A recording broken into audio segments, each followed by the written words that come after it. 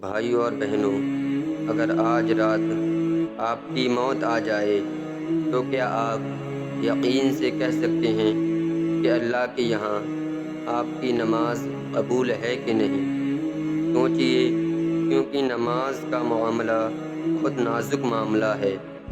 پہلی بات تو یہ ہے کہ اکثر لوگ نماز پڑھتے ہی نہیں ہیں، اور جو لوگ نماز پڑھتے بھی ہیں، چند لوگ نماز ادا کرتے بھی ہیں، تو ان کو یہ معلوم نہیں ہوتا کہ نماز میں کتنے شرائط ہیں، کتنی سنتیں ہیں، کتنے واجبات ہیں۔ اور جس کو یہ معلوم نہ ہو کہ نماز میں کتنے شرائط ہیں، کتنے فرائض ہیں اور کتنے واجبات ہیں، تو پھر وہ اس کو ادا کیسے کرے گا؟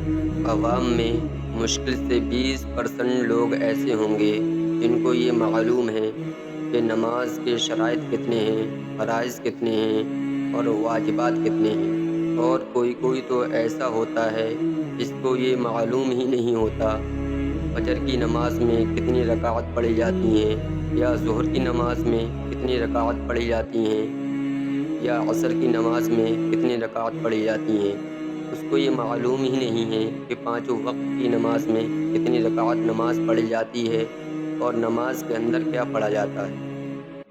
پیارے اسلامی بھائیوں، سب سے پہلے تو میں آپ سے یہ گزارش کرنا چاہوں گا کہ آپ اپنی مساجد کے ائماؤں سے، یا آپ کے محلے میں کوئی مولانا ہیں، کوئی عالم دین ہیں، ان سے نماز کے مسائل سیکھیں، کیونکہ نبی کریم صلی اللہ تعالیٰ علیہ وسلم کا فرمان عالی شان ہے۔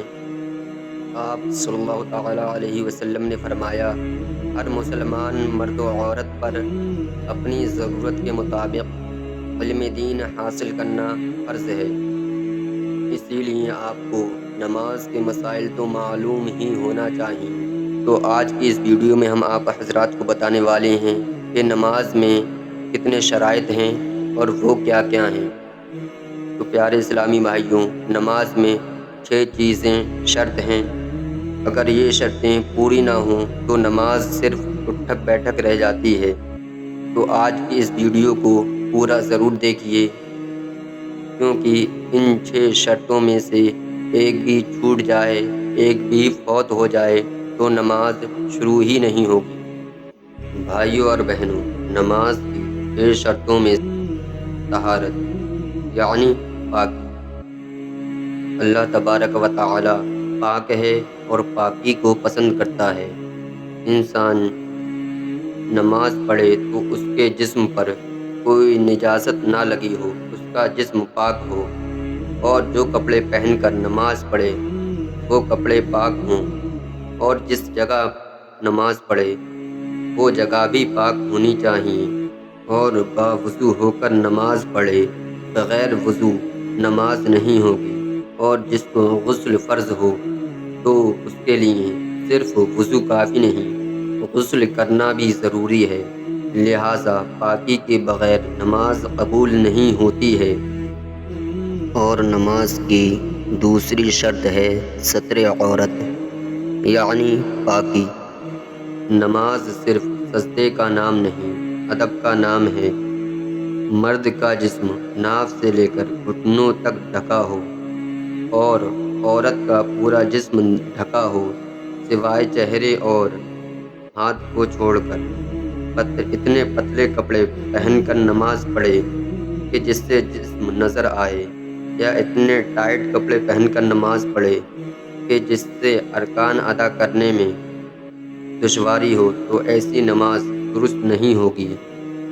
اور نماز کی تیسری شرط ہے وقت کا ہونا۔ بھائیوں اور بہنوں، ہر نماز کے لیے ایک وقت ہے۔ اگر وقت سے پہلے نماز پڑھی تو نماز نہیں ہوگی، اور اگر وقت نکلنے کے بعد نماز پڑھی تو وہ نماز ادا نہیں ہوگی بلکہ قضا ہوگی۔ اور نماز پڑھنے میں جتنی دیری کری ہے اس کا گناہ نماز دیر سے پڑھنے والے پر ہوگا۔ اور نماز کی چوتھی شرط ہے استقبال قبلہ یعنی قبلہ کی طرف رخ ہونا۔ اگر جان بوجھ کر قبلہ کی طرف رخ نہ کیا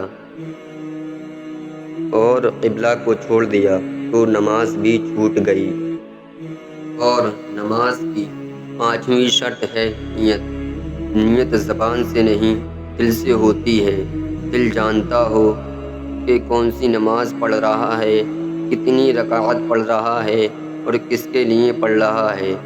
اگر دل بازار میں ہوں اور جسم مسجد میں ہوں تو سوچیے نماز کیسی ہوگی۔ اور نماز کی جو 6ٹھی شرط اور آخری شرط ہے وہ یہ ہے تکبیر تحریمہ کہنا، یعنی لفظ اللہ اکبر کہنا۔ اللہ اکبر کا مطلب یہ ہے اللہ سب سے بڑا ہے، اس کے بغیر نماز شروع ہی نہیں ہوگی۔ تو پیارے دوستو، نماز میں یہ 6 چیزیں شرط ہیں، اگر اس میں سے ایک بھی چھوٹ گئی تو نماز ہوگی ہی نہیں۔ پیارے بھائیوں اور بہنوں، قیامت کے دن سب سے پہلا سوال نماز کا ہوگا۔ اگر نماز ٹھیک ہوئی تو باقی اعمال آسان ہوں گے، اور اگر نماز ٹھیک نہ ہوئی تو پھر کچھ بھی کام نہیں آئے گا۔